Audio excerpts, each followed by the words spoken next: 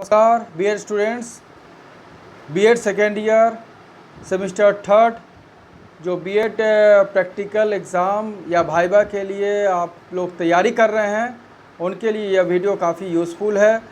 BEd practical में कैसे प्रश्न आ सकते हैं, संभावित प्रश्न उनका हम आपको इस वीडियो में बताएंगे और इसका जो संभावित प्रश्नों के जो उत्तर है वो आपको स्वयं तैयार करने होने चाहिए, क्योंकि आप जो स्कूल में 4 महीना जो बिताए हैं प्रैक्टिस टीचिंग में, वही एक्सपीरियंस आपको अब काम आने वाला है। और जो नहीं बिताए हैं उनको भी घबराने की कोई ज़रूरत नहीं है, बस उनके पास इतना होना चाहिए कि वो फुल कॉन्फिडेंस के साथ अपना ये प्रैक्टिकल एग्ज़ाम देने का कोशिश करें और थोड़ा बहुत जो लेसन प्लान आप बनाए हैं उस पर अपना जो है नॉलेज गेन कीजिए। बिंदुवार जो आप उसको डिस्क्रिप्शन लिखे हैं उस पर थोड़ा रिवाइज कर लीजिए और जो जो पॉइंट आप उसमें लिखे हैं उस पॉइंट से संबंधित उसको जो नॉलेज है उसके बारे में ज्ञान प्राप्त कर लीजिए। तो फ्रेंड्स, हम आपको इस वीडियो में बीएड प्रैक्टिकल एग्ज़ाम से जुड़े हुए सबसे पहली बात है कि आप जब क्लासरूम में एंटर करेंगे तो प्रॉपर स्माइल के साथ आप क्लासरूम में एंटर करेंगे। यानी आपको कहीं भी ऐसा नहीं लगना चाहिए कि आप कोई भी तरह का आप नेगेटिव एनर्जी के साथ आप क्लासरूम में एंटर कर रहे हैं। फुल एनर्जेटिक वे में आप क्लासरूम में एंटर करेंगे और आप प्रॉपर स्माइल अपने चेहरे पर रखेंगे। प्रॉपर स्माइल के साथ आप फेशियल एक्सप्रेशन रखेंगे और आपको ये काम होना चाहिए कि आप स्टूडेंट्स को वेलकम करें। जी हाँ, आपका ये काम है कि आप अपने स्टूडेंट्स को वेलकम करें। साथ ही साथ आपके जो उन्हीं स्टूडेंट्स के बीच में जो आपका जो एक्सटर्नल है, ये आपका टीचर जो बैठे हुए हैं उनका भी आपको रेस्पेक्ट उनको भी देना है। और जो इम्पोर्टेंट क्वेश्चंस है अब हम शुरू करने जा रहे हैं। अगर वीडियो अच्छा लगे तो काइंडली आप वीडियो के पूरा देखिएगा, स्किप नहीं कीजिएगा, क्योंकि यहाँ पर सारे प्रश्न हम आपको बोलने जा रहे हैं, बताने जा रहे हैं। संभावित प्रश्न है, गेस एक संभावना है, गारंटी नहीं है कि ये प्रश्न आए, लेकिन आप इतना तैयारी कर लेंगे तो आप अपने आप में कॉन्फिडेंट महसूस करेंगे। तो शुरू करते हैं। सबसे पहली बात है कि आप एक प्रश्न जो है अपने बारे में तैयारी कर लीजिए कि आपका नाम क्या है।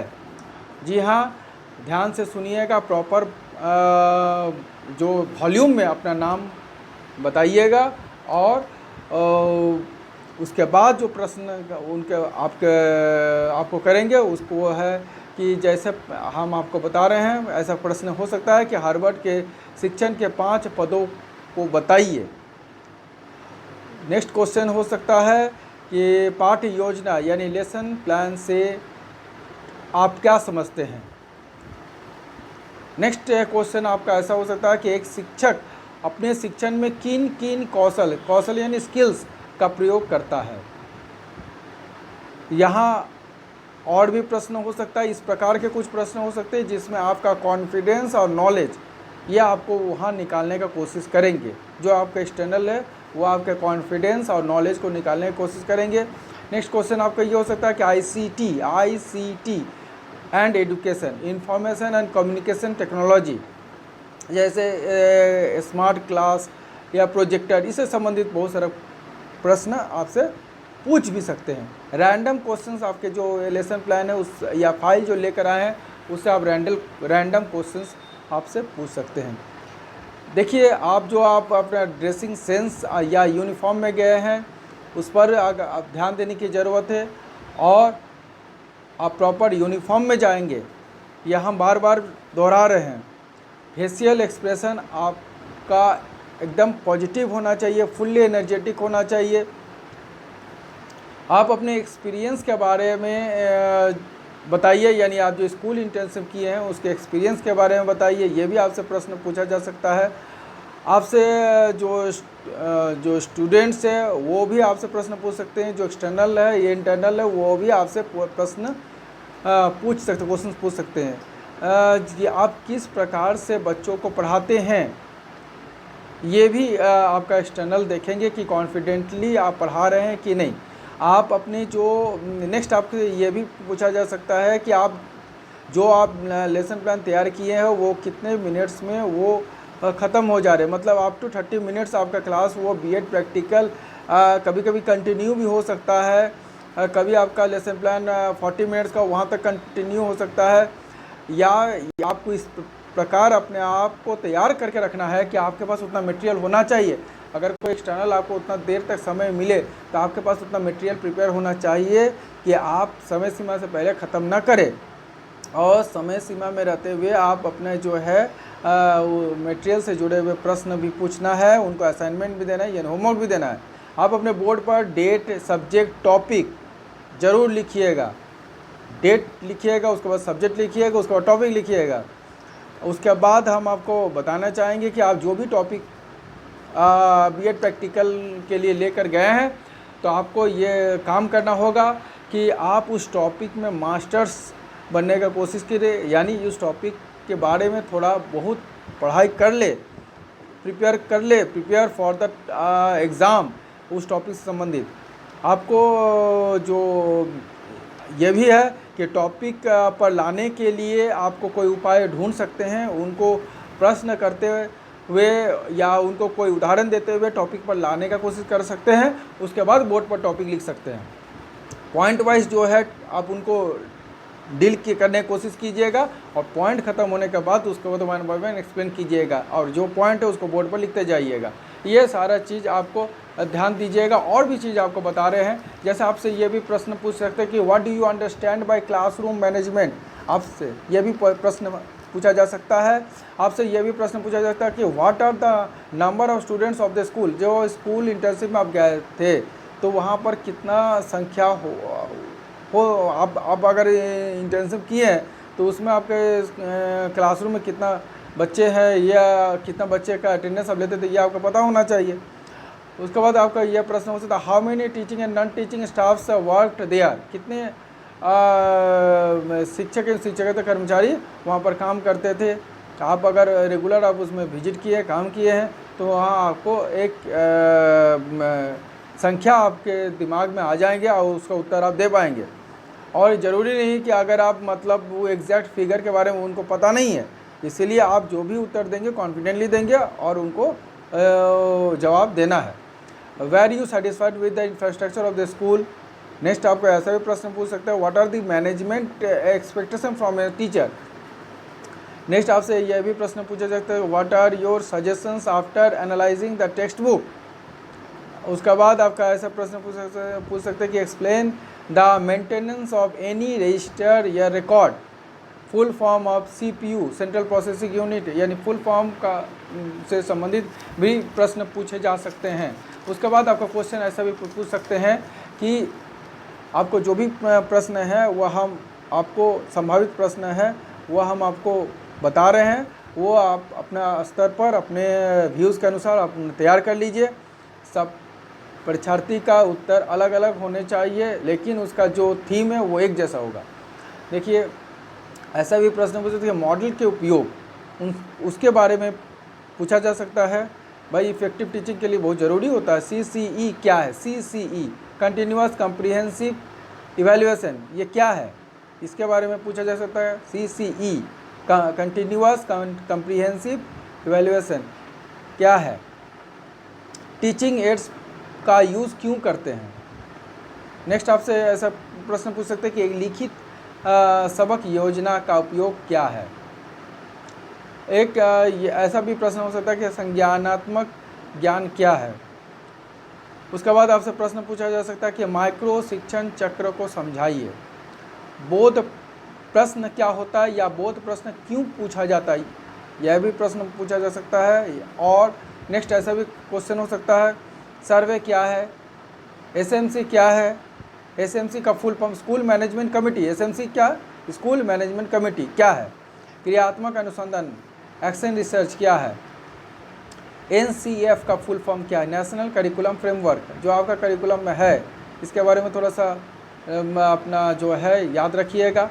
जब आप पढ़ाते समय ब्लैक बोर्ड पर लिखते समय आपका हाथ कितने डिग्री पर होना चाहिए? ऑब्वियसली आपको ये ज़रूर होना चाहिए कि ब्लैक बोर्ड पूरा ढका हुआ नहीं होना चाहिए, यानी 45 डिग्री का होना चाहिए। उद्देश्य कथन क्या है, ये भी आपको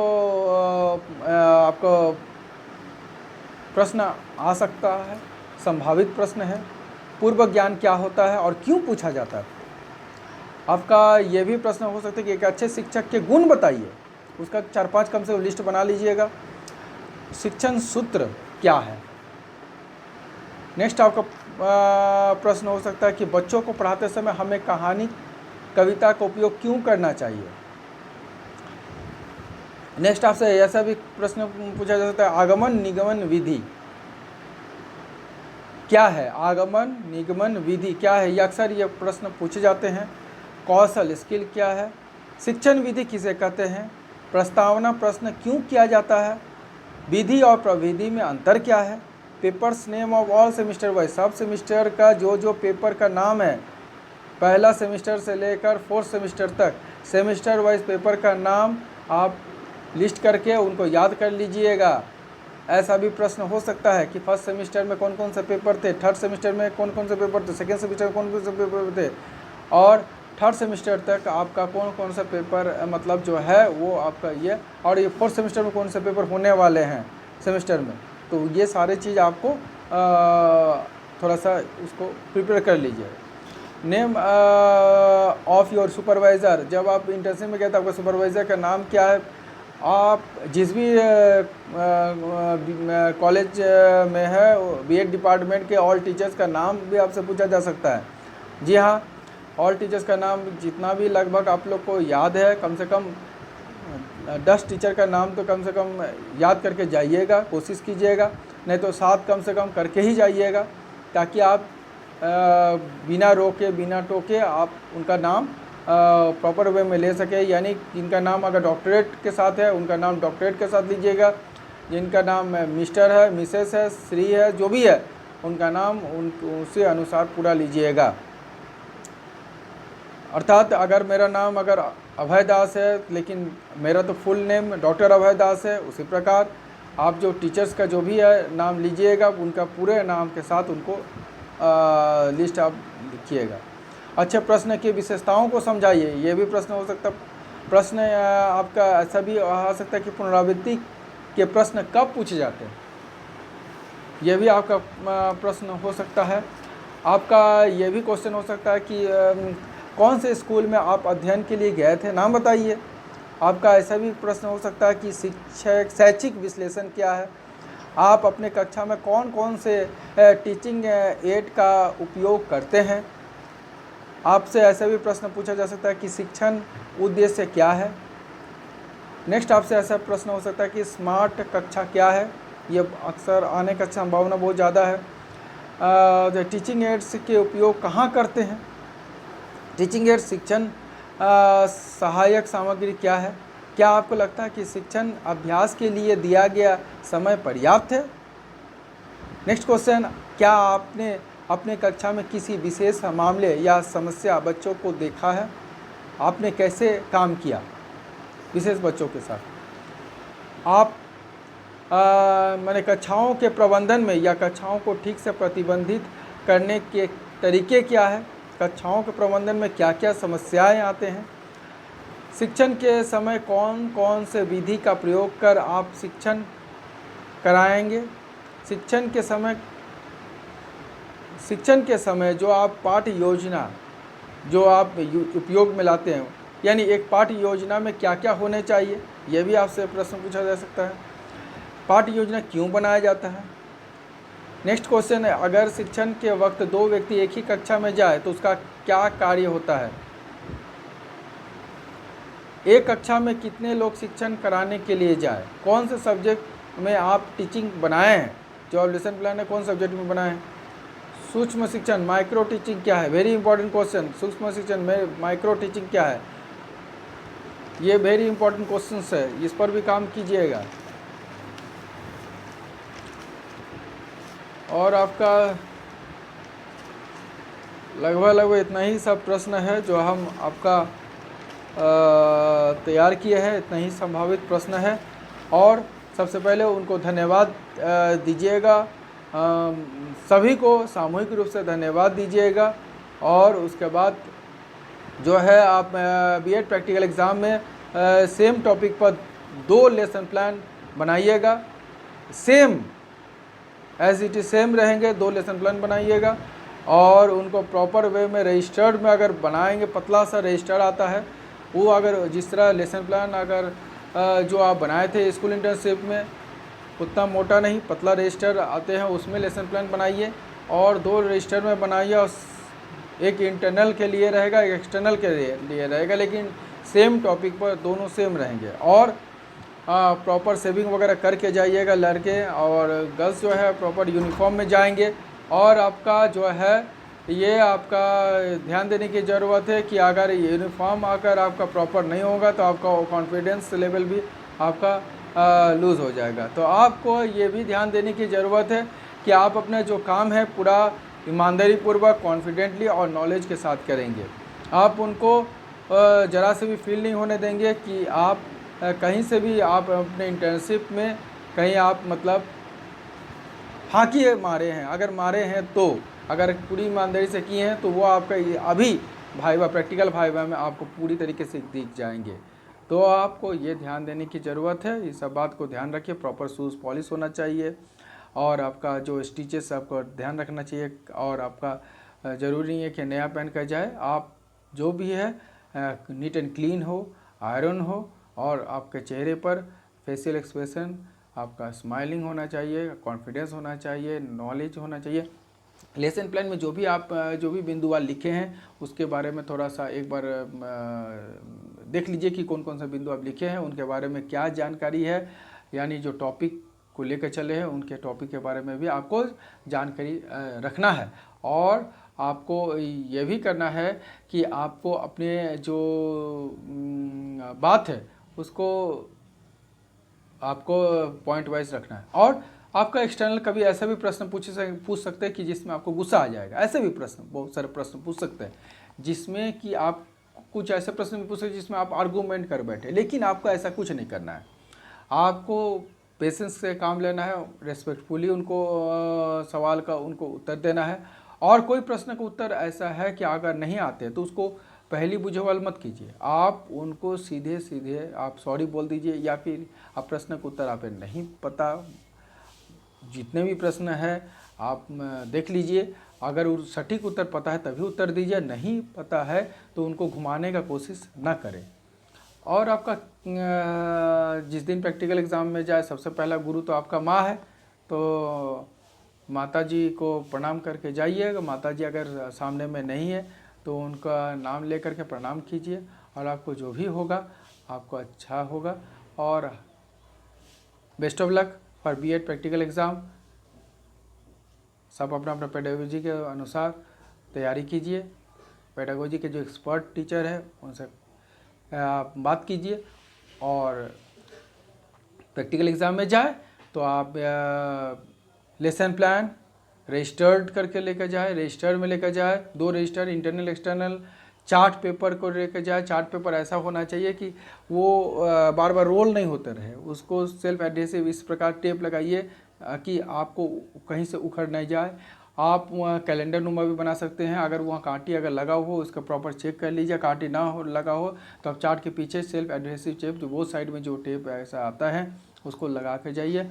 आप उसके बाद आपका मॉडल ज़रूर लेकर जाइए, कोशिश कीजिए कि मॉडल लेकर जाने का, और आप ऐसे टॉपिक का चूज़ कीजिए कि जिसमें कि मॉडल तैयार हो। और आपका जो है ये सारे चीज़ आप लेकर जरूर जाइए। और अपना जो है पेडागोजी के जो टीचर है उनसे कुछ एक्सपर्ट राय भी ले लीजिए। अगर हमारा ये वीडियो 11th आवर में बना है, अगर आप लोग को अच्छा लगे तो काइंडली इसको शेयर कीजिए और लाइक्स कीजिए, कमेंट कीजिए। और आगे भी हम आप लोग को इस नाचीज़ का ये ऐसा ही कोशिश रहेगा कि हम आप लोग का इसी तरह हम आप लोग हेल्प करने का कोशिश कर सके। तो अगर वीडियो अच्छा लगे तो ज़्यादा से ज़्यादा शेयर कीजिए अपने फ्रेंड्स में, ताकि उनको भी ये मदद पहुंच सके। या फिर आप अगर ऐसा करेंगे तो ज्ञान बांटने से ही बढ़ता है। और मेरा ढेर सारा बेस्ट ऑफ लक आप लोगों को। धन्यवाद।